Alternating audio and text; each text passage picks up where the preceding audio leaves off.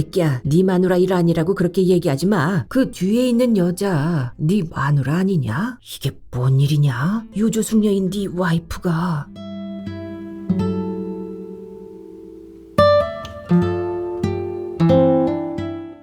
그녀의 조상 권비영.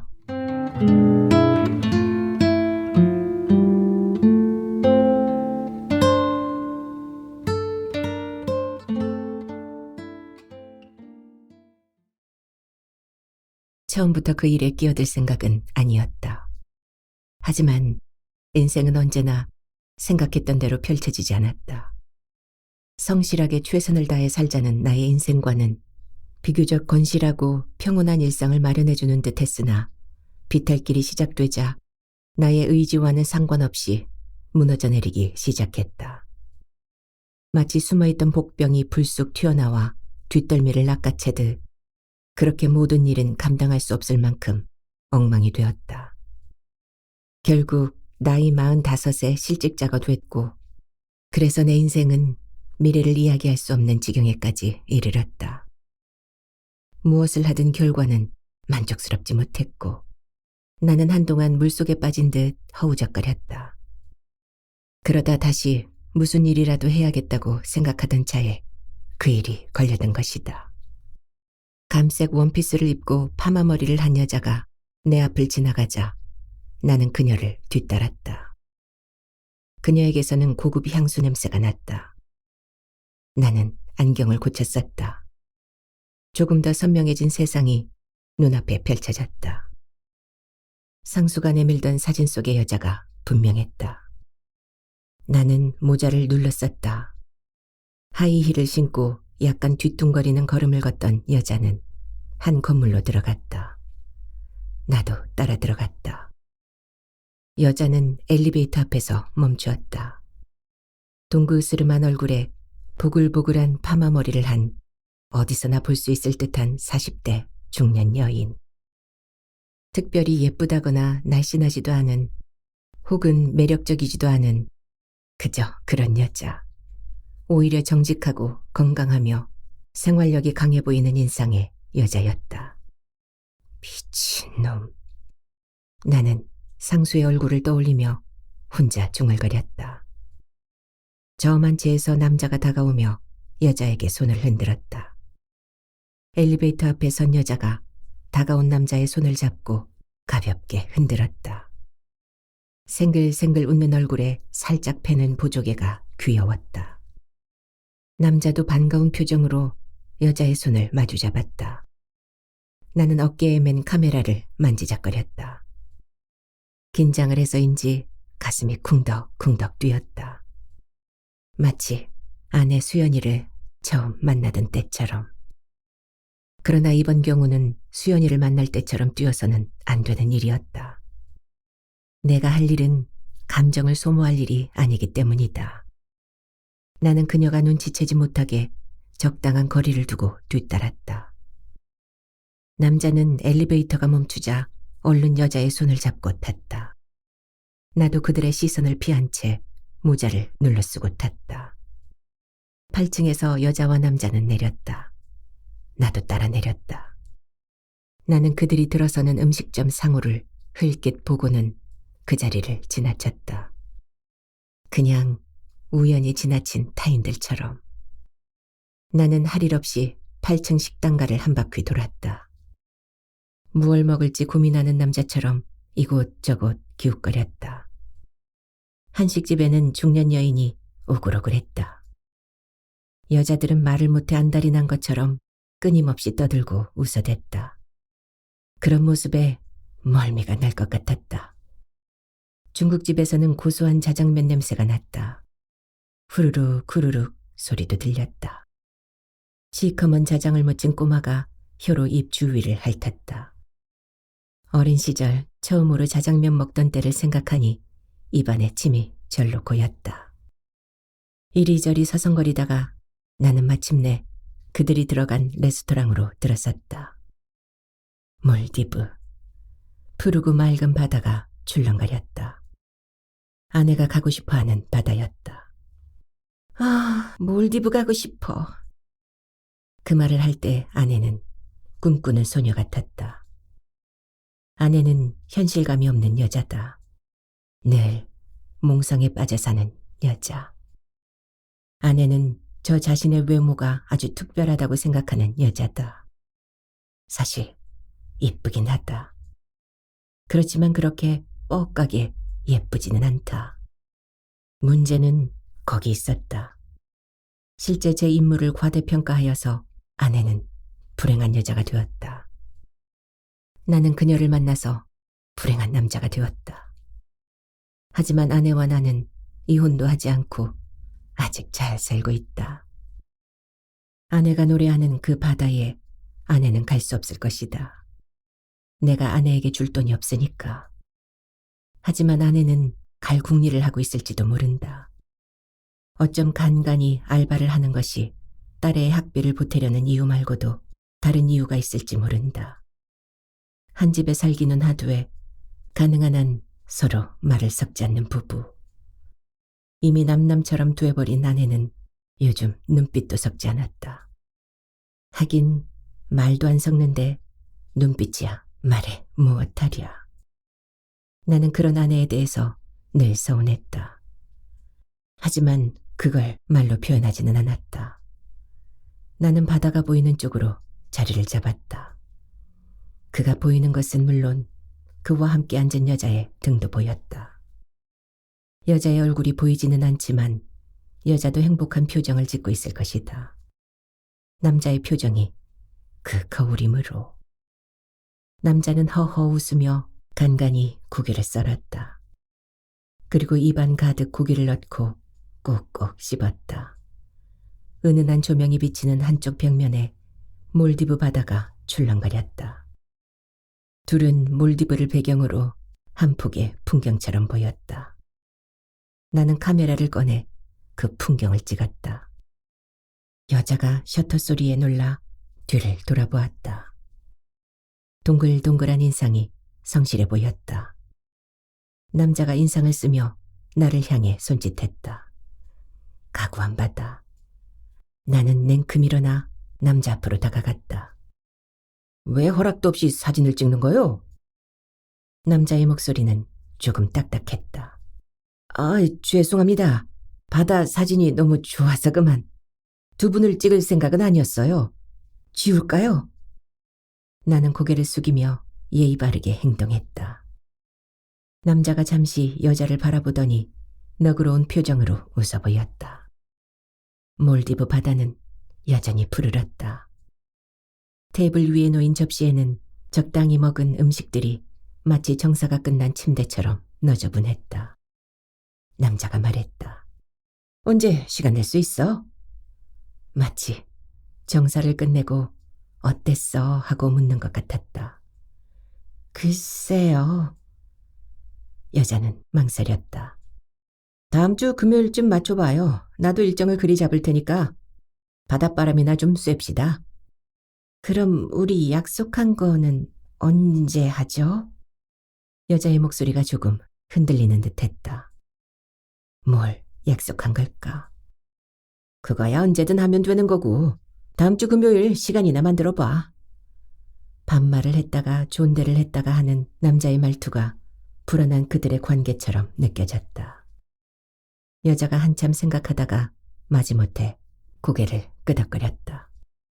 순간 바보 같은 의문이 들었다. 그들이 혹시라도 사랑하는 것일까?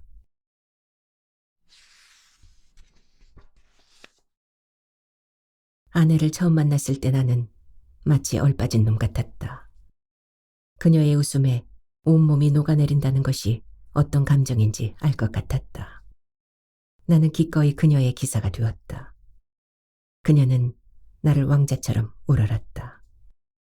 월급은 그녀의 선물을 사는 돈이 되었으므로 매달 꼬박꼬박 시골집으로 붙이던 어머니의 생활비는 자연스럽게 끊어졌다. 어머니도 그에 대해서 할 말이 없을 터다. 아내를 소개한 것이 어머니였기 때문이다. 읍내 미진식당 딸내미가 너 있는 도시에 있다더라. 우연히 얘기가 나와서 네 얘기를 했더니 선을 한번 보게 하자는구나. 요즘 세상에 둘이 만나보고 싫으면 그뿐이니 큰 부담 갖지 말고 한번 만나봐라. 더듬더듬 쳤을 어머니의 문자 위로 그녀의 고운 사진이 첨부돼 있었다. 예뻤다. 하지만 나는 관심이 없었다. 그렇게 예쁜 여자를 다른 남자들이 그냥 두었을 리 없다는 생각 때문이었다. 대기업 하청업체에 다니고 있던 나는 사실 여자나 만나며 노닥거릴 만큼 넉넉한 형편이 아니었다. 하지만 나를 장가 보내는 일이 가장 큰 목표였던 어머니는 달랐다. 일주일 만에 어머니에게서 또 문자가 왔다. 왜 대답이 없냐? 미진식당 최 여사가 이번 일요일 만나자는구나. 괜찮지? 미진식당 최 여사가 그렇게 몸달아 하는 데는 어머니의 뻥이 작용했을 것이다. 아들이 대기업 다닌다고 허풍을 떨었을 게 뻔하다. 그렇지만 그건 어머니 잘못만도 아니다. 하도 회사 구경을 하고 싶다고 해서 일요일 특근 때 대기업 창문으로 어머니를 모신 적이 있기 때문이다. 대기업 정문 안에 있으면 다 대기업이다.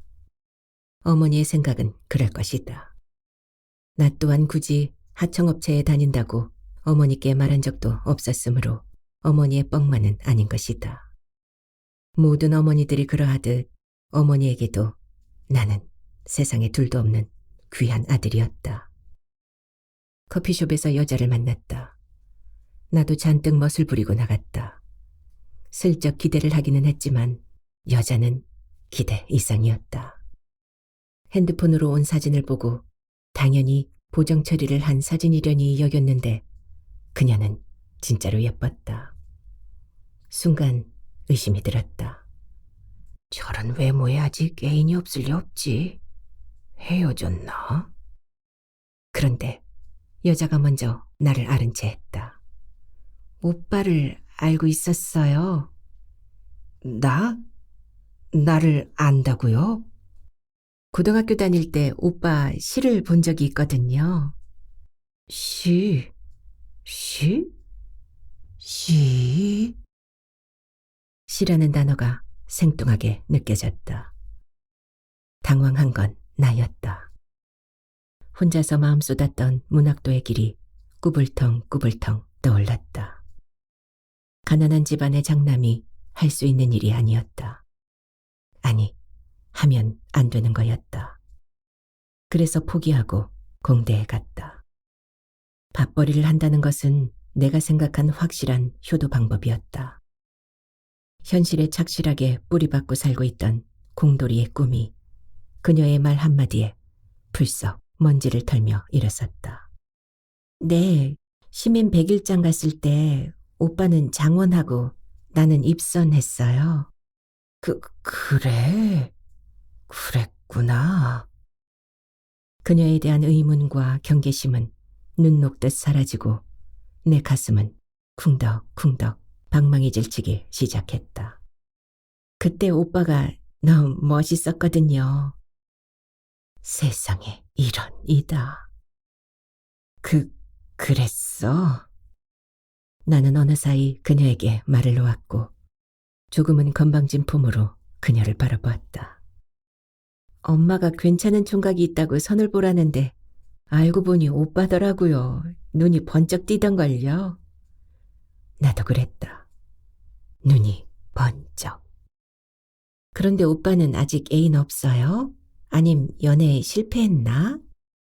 내가 묻고 싶은 것을 그녀가 묻고 있었다. 나는 그냥 멋쩍게 웃었다.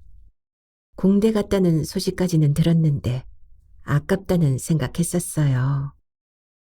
여자가 그윽한 눈길로 나를 바라보았다. 아랫도리가 묵직해졌다. 아깝긴 뭘. 너는 뭘 했어? 그때 자극받아서 저는 국문과 갔어요. 아, 그랬구나. 등단했어? 나는 어느새 그녀를 오래 만나온 것처럼 편안하게 대했다. 저요? 아니요. 등단은 그냥 꿈이었죠, 뭐. 그녀는 부끄러운 듯 고개를 꼬며 배실배실 웃었다. 그랬구나. 지금은? 나는 그녀 쪽으로 의자를 당겨 앉으며 예쁜 여자아이의 주위를 떠나기 싫은 꼬마처럼 굴었다. 그녀의 눈을 삼킬 듯 바라보았다. 놀아요. 가끔 알바하고. 알바? 무슨 알바? 행사 알바요. 왜 있잖아요. 긴 장화 같은 거 신고 춤추면서 홍보하는 거. 그녀는 내 시선을 피하며 또 웃었다. 자신이 하는 일에 대한 자부심이나 자신감이 없어 보였다. 그러나 웃을 때 살짝 고개를 숙이는 모습은 모든 것을 부질없게 만들 만큼 사랑스러웠다. 나는 갑자기 용기가 생겼다. 그녀 앞에서 우쭐해져서는 가장 좋아하는 시를 외웠다. 내 그대를 생각함은 항상 그대가 앉아있는 배경에서 해가 지고 바람이 부는 일처럼 사소한 일일 것이나.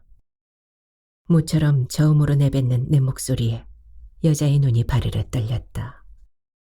한참을 취한 듯 바라보던 그녀가 나직나직한 목소리로 화답했다.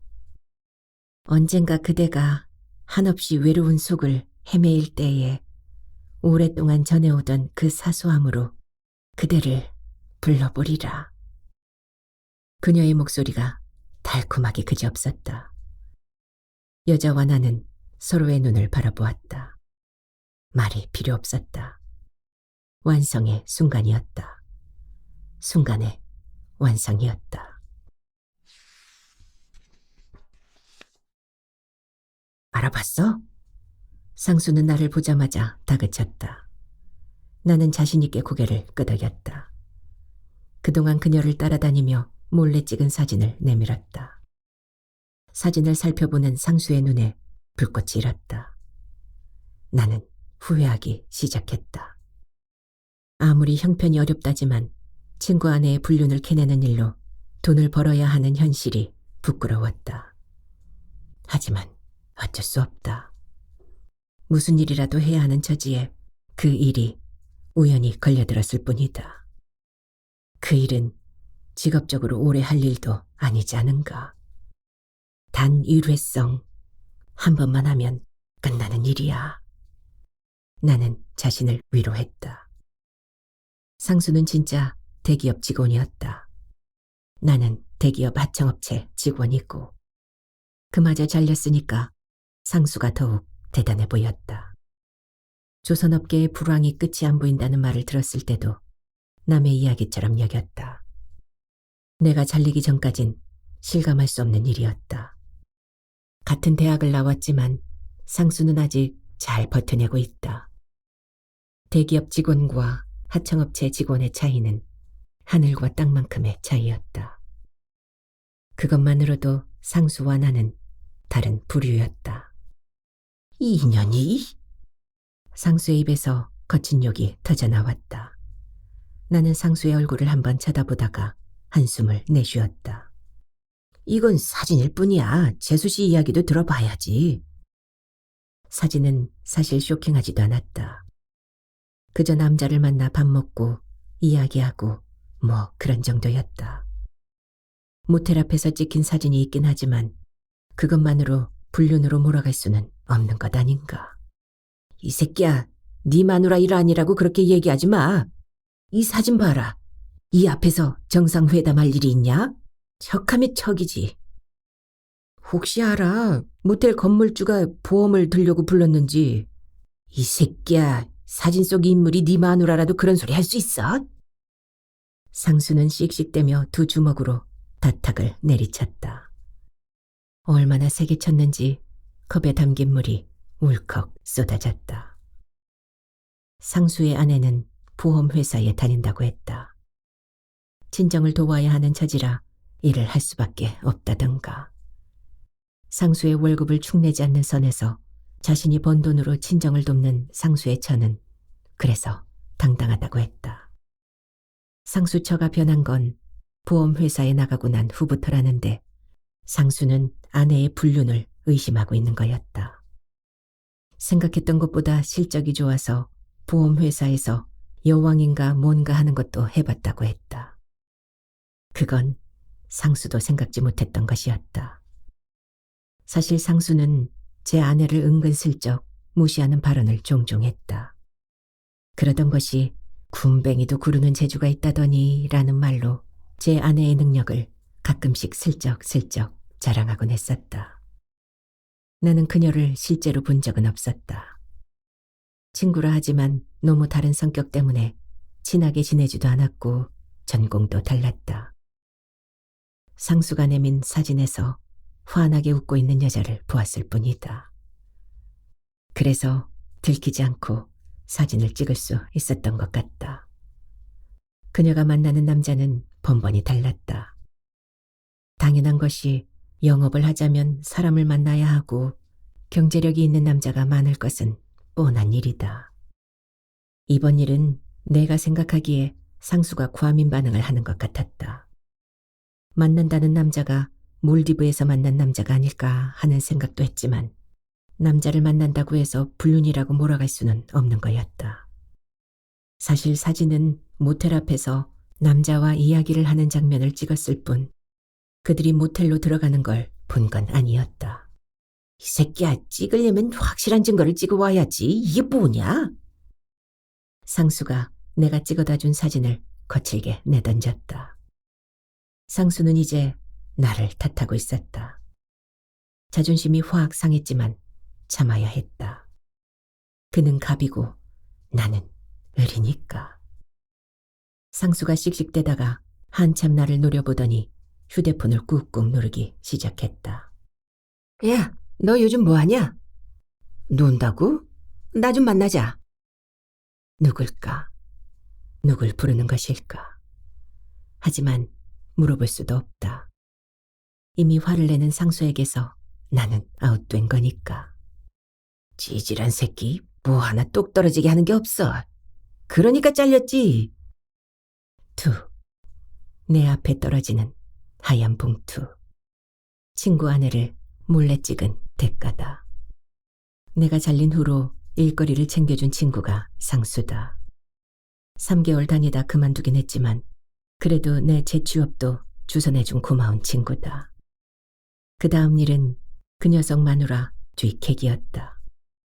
그런데 그가 방금 나를 잘랐다. 그러니까 잘렸지 하는 비수를 꽂고서.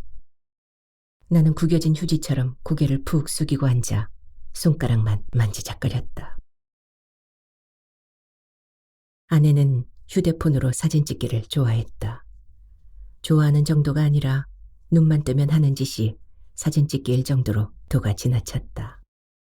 그래도 뭐라고 하지도 못했다. 돈이 드냐, 당신한테 피해를 주냐, 왜 안 된다는 거냐고 물을 때는 사실 할 말이 없었다. 13평짜리 아파트 전세로 시작한 살림은 나름 행복했다. 결혼식을 3개월이나 앞두고 살림을 차렸을 만큼 나나 아내나 서로에 대해 뜨거웠고 사랑했다.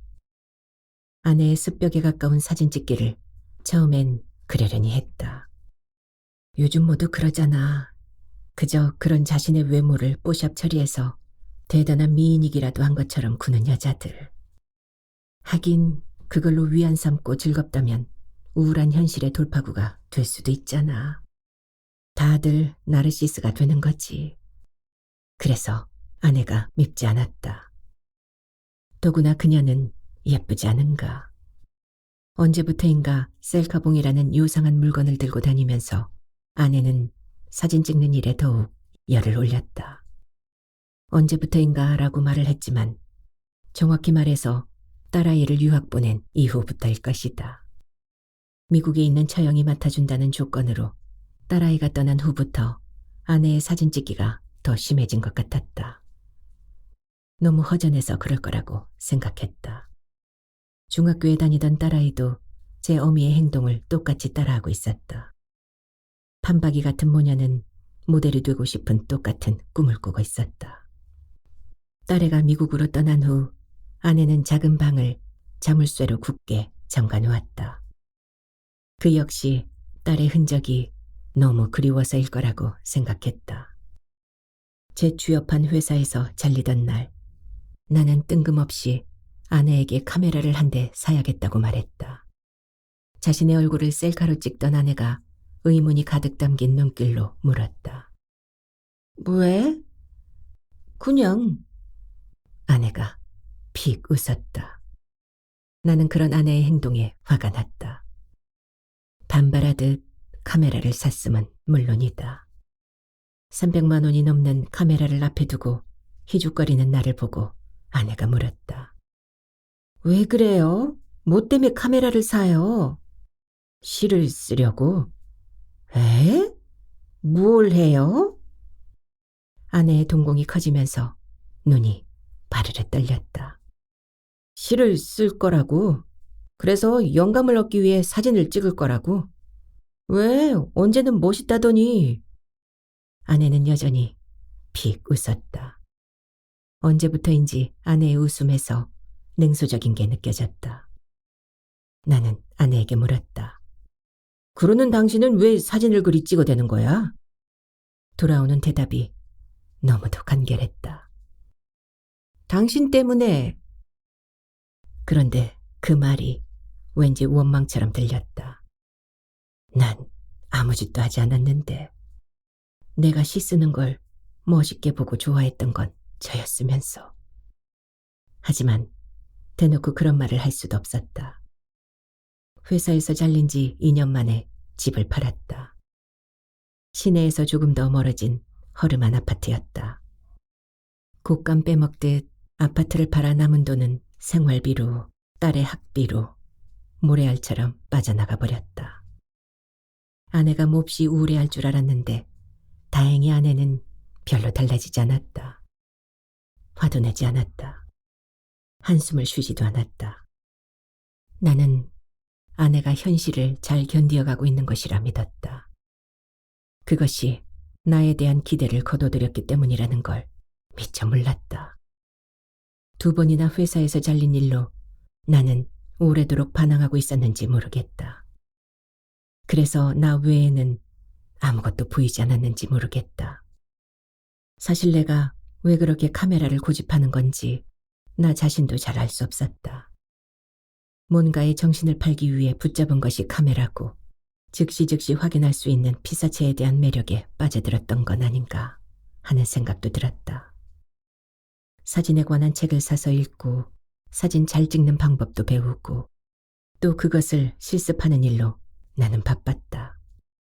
사진은 정확하고 지적이며 과학적으로 사물을 바라볼 수 있게 해주는 진정한 새로운 방법이라고 생각한 에드워드 웨스턴의 말을 공감하며 그의 사진에 빠져들었고 해롤드 에저튼의 왕관 모양이 된 우유방울 같은 예술성 높은 사진을 찍고 싶다는 열망까지 품었다. 그런 행동은 존재감 박탈에 대한 반항, 뭐 그런 것일 수도 있었다. 미쳤군. 아내의 말은 그 한마디였다. 그 말 한마디 하고는 또 사진 찍는 일에 열중했다. 카메라만 보면 마치 마네킹처럼 웃는 모습은 일종의 강박처럼 느껴졌다. 사진 찍는 일에 미친 것은 아내나 나나 다르지 않았다. 굳이 다른 점이 있다면 나는 남의 사진을 찍고 아내는 자신의 사진을 찍는다는 차이 정도였다. 아침이면 출근하듯 집을 나섰다. 갑자기 되살아난 시인의 꿈이 공원을 돌며 많은 사진을 찍게 만들었다. 머릿속에는 왕관 모양 위에 튀어오른 우유방울이 적막한 밤하늘에 고요하게 떠있는 달처럼 보였다. 아니, 아내의 모습처럼 여겨졌다. 그 사진을 보며 달이라는 시답잖은 시를 쓰기도 했다. 어두운 세상을 환히 비추는 너는 오늘도 고고한 숨결을 내뿜는구나. 어쩌고 저쩌고 하면서. 나는 열망을 품은 채 하루 종일 공원 구석구석을 돌아다니며 사진을 찍었다. 마치 그날의 순간순간이 시가 되기라도 할 듯이. 나무칠이 벗겨진 의자에서 이야기를 나누는 노인들, 아기를 데리고 여유롭게 걷는 아낙네, 어지간히 다정해 보이는 연인들, 푸르러가는 나무와 바람에 흔들리는 잎새들, 까닭 없이 지저귀는 산새들, 더위를 식힐 듯이 힘차게 솟구치는 분수의 물줄기. 그 모든 것이 시의 소재가 되고 그 까닭이라도 되는 듯이 사진을 찍어댔다. 하지만 시는 그리 쉽게 완성되지 않았다. 헤룰드 에제튼의 사진 같은 사진도 찍을 수 없었다. 그러다 상수의 일거리를 맡아서 핑곗거리를 만들었었다. 그런데 상수에게서 사진을 그만 찍으라는 통고를 받고서 나는 새로운 욕심 하나를 떠올렸다. 암실이 필요해. 그래, 암실이 있어야 해. 그래야 예술성 있는 사진을 찍을 수 있어. 나는 굳게 잠겨있던 작은 방을 떠올렸다. 그 방을 암실로 만드는 거야.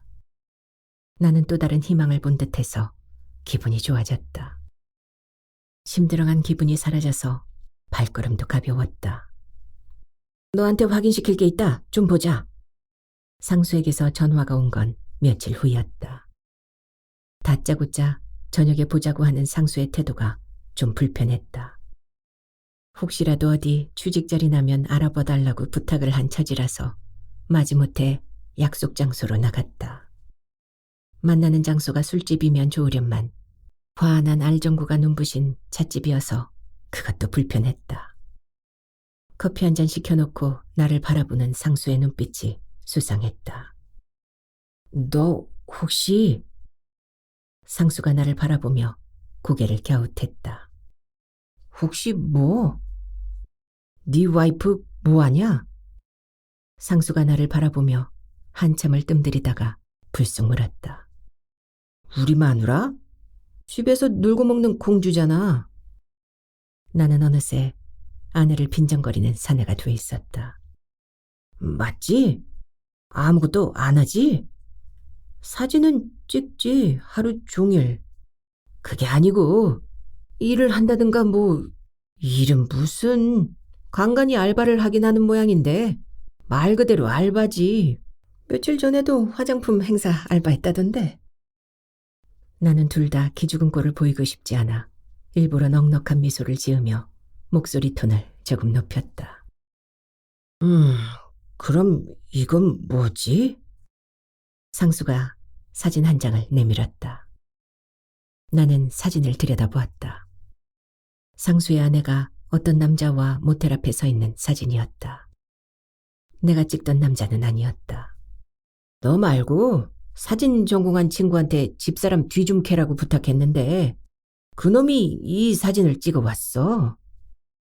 상수의 말에 조금 서운한 생각이 들었다. 미친놈, 나를 못 믿어서 사진 전공한 놈을 썼다. 내가 보기에 문제는 네 마누라가 아니라 네 놈이 의처증인 것 같구만. 나는 그런 말을 삼키며 내 표정을 숨기기 위해 사진에다 코를 박았다. 내가 찍었던 사진이랑 다른 게 없잖아. 나는 약간 서운한 감정을 섞어 까칠하게 말했다. 아니, 자세히 봐봐. 그 뒤에 있는 여자, 네 마누라 아니냐? 상수의 말에 마시지도 않은 술이 확 깨는 기분이었다. 나는 눈을 크게 뜨고 사진을 뚫어질 듯이 노려봤다. 맙소사. 내 아내가 모텔 입구에서 어떤 사내의 품에 안긴 채 서 있는 게 아닌가. 설명이 필요 없는 사진이었다. 손이 벌벌 떨렸다. 네 와이프 찍힌 건 우연인데 이게 뭔 일이냐? 유조숙녀인 네 와이프가. 아무래도 알려줘야 할 것 같아서. 나는 상수의 말을 더 듣고 있을 자신이 없었다. 벌떡 일어나 그 사진을 움켜쥐고 집으로 내달았다. 그것은 조작될 수 있는 사진이 아니었다. 조작할 이유도 없는 것이었다. 우연히 들킨 진실이다. 갈증 어린 눈으로 남자를 쳐다보던 아내의 눈은 진정 무엇을 보고 있었던 것일까? 당연히 집안에 아내는 없었다. 텅 빈 집은 사람의 온기조차 없었던 집처럼 허물어지기 시작했다. 나는 급히 망치를 찾아 작은 방 자물쇠를 내리치기 시작했다. 마치 아내가 거기 숨어있는 듯이. 정신없이 망치를 내리쳐서 자물쇠를 부수어 작은 방을 열고 난 후 나는 또 놀라서 입을 다물 수 없었다. 나는 그 자리에 무너지듯 주저앉았다. 한 번 뚝이 무너진 후에는 이상하리만치 침착했다. 주차장으로 가서 내 차의 블랙박스를 확인했고 경비실에서 CCTV도 확인했다. 또 아파트로 들어오는 골목 입구에 CCTV도 확인했다. 그새 무슨 소문이 돌았는지 경비가 어정쩡한 자세로 나를 바라보며 말했다. 아까 형사들이 왔다 갔어요. 그 남자 잡았다고. 예쁜 아줌마들 꼬드겨서 주부모델 시켜준다고 사기치고 다닌 놈이라대요. 골목에서 혹은 주차장에서 아내를 흔들리게 한 남자는 멀끔하게 잘생긴 남자였다. 큰 키에 준수한 외모가 여자라면 누구나 빠져들 만한 인물이었다. 그 남자는 작은 방에도 더덕더덕 붙어 있었다. 작은 방에는 그와 아내가 가득했다.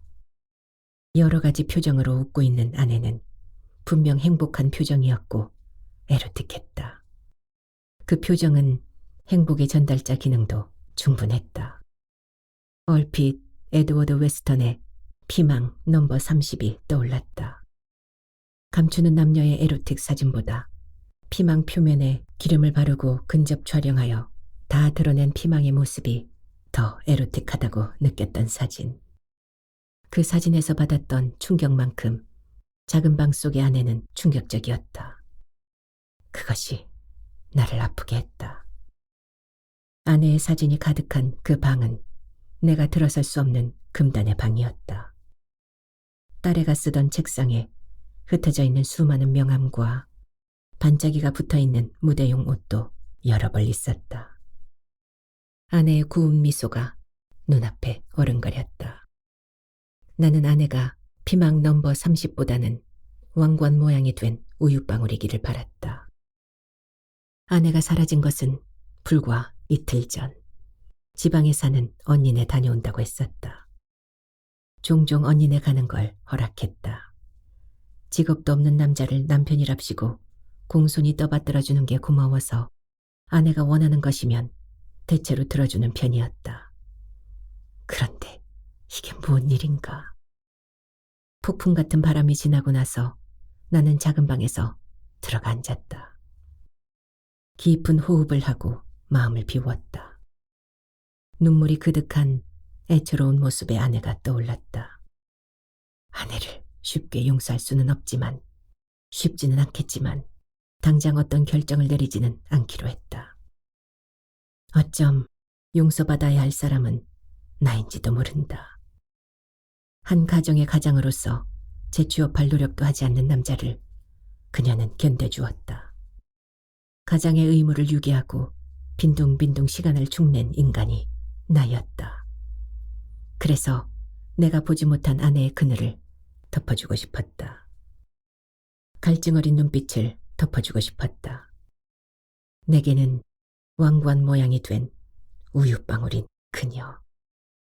가슴을 드러낸 채 환하게 웃고 있는 아직도 여전히 예쁜 아내의 몸은 작은 방 한 구석에 피망 넘버 30처럼 걸려 있었다. 나는 그 사진을 떼어내어 책상 서랍 속에 넣었다. 비로소 벌거벗은 아내의 몸이 가려진 듯했다. 예쁘다는 찬사를 받는 그녀가 욕심낸 주부 모델이라는 함정에 빠져서 앞뒤 옆 구분 못하고 이끌려간 죄. 끝없이 저 자신에 대해 암시를 걸고 저만치 먼 나라에 있는 백설공주가 되려는 욕망이 어찌 아내의 잘못이기만 하였겠는가. 함초롬이 눈을 내리깔고 고요하고 아름답던 나의 여자. 내게는 아직도 왕관 모양의 우유방울인 그녀. 나는 어둠이 내려앉는 밖으로 나왔다. 혹시라도 그녀가 오지 않을까 하여. 나는 아저씨도 아는 줄 알았어요. 카메라를 메고 다니기에 아저씨도 같은 일 하는 사람인 줄 알았어요.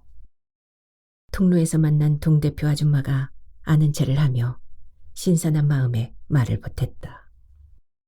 어쩜 아파트를 옮긴 것이 잘못이었을까? 아님 카메라를 메고 유유자적한 척한 것이 잘못이었을까? 취업을 하지 못한 게 잘못이었을까? 그도 아님 아내를 단속하지 못한 것이 잘못이었을까? 그런 생각을 하며 아파트 주변 산책길을 서너 시간이나 서성거렸다. 나지막한 뒷동산에서 슬그머니 달이 떠올랐다. 얼룩진 달의 표면이 왠지 우울한 얼굴의 얼굴 같았다. 한참이나 달을 올려다보다 나는 다시 집으로 돌아왔다.